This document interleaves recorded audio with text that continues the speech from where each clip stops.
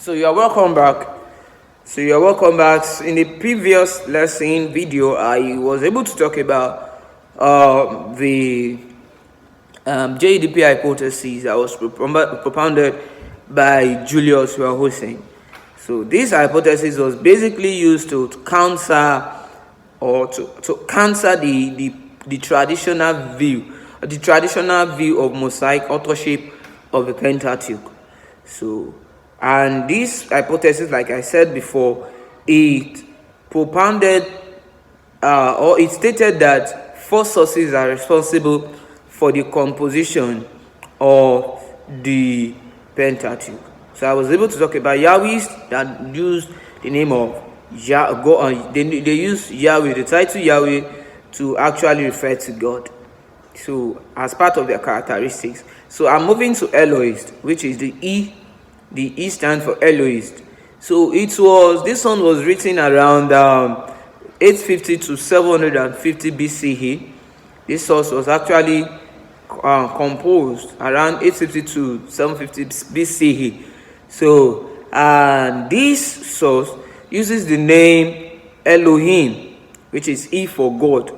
They use the name Elohim for God, and this source actually focused on the northern kingdom of Israel, the 10 tribes. They focus on the northern kingdom of Israel. So, and these are the characteristics of this source. So, this source is more formal. So, and there's this kind of distant portrayal of God. So, another thing is that there is this emphasis on prophetic and miraculous elements as used by this source. Emphasis on prophetic and miraculous elements. Another one is that they also make use of the name Elohim. So until the revelation of the name Yahweh in Exodus chapter 3. So they made use of the name Elohim. So that is a quick summary on the Elohist. Another one is the Deuteronomist. So this Deuteronomist was actually written around 620 to 550 BCE. So, and it is characterized by, the characteristics of this source is the fact that it's focused on law and covenant.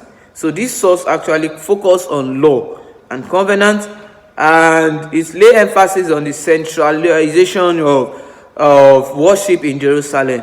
The centralization of worship in Jerusalem.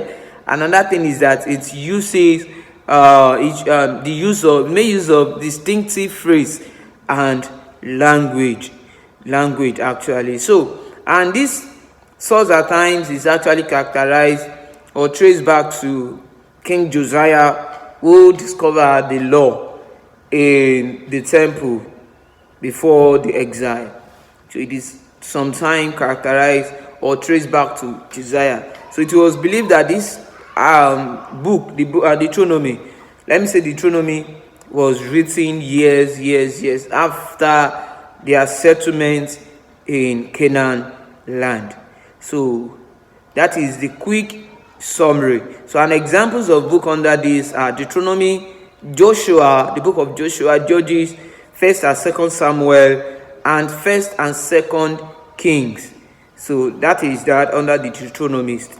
So if you look at these three sources I've been able to talk about, so you can see that they have these differences. And the last one on this documentary hypothesis is what we call the P source, the priestly source. So this one was written around 550 to 450 BCE. So, and it is characterized by the fact that it focused on ritual. This one focused on ritual, purity, and priestly concern.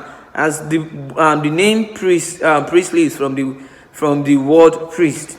So basically, it has to do with worship. It has to do with ritual. It has to do with purity and priestly activities.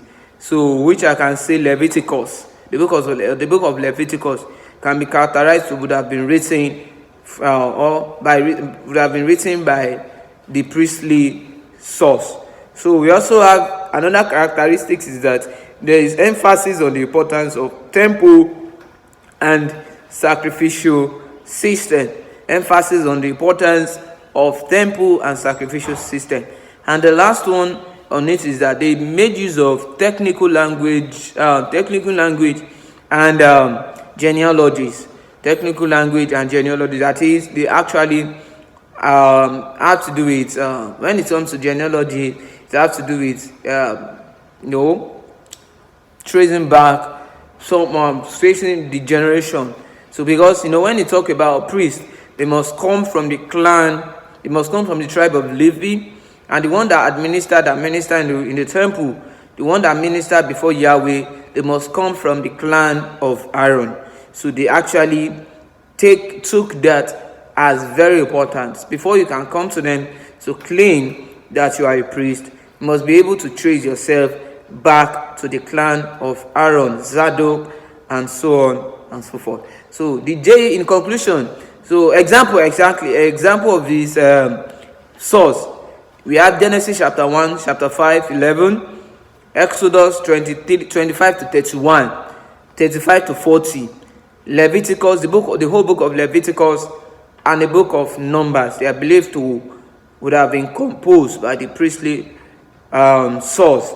So in conclusion, so the JDP hypothesis proposes that these sources were combined and edited over time to form the final Pentateuch. So these sources were actually gathered over time before they became the whole Pentateuch. So this theory actually helps to explain the difference in style. The reason why we have differences in style, the reason why we have differences in language, the reason why we have differences in theology, the issue of duplets, triplets, so duplicates and triplicates within the text actually. So however, this hypothesis is not universally accepted.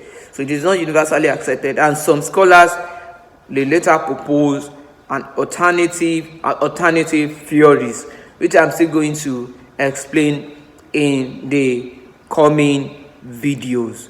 So I'm done with the first hypothesis, which is called the documentary hypothesis, the JEDP hypothesis. So thank you for watching.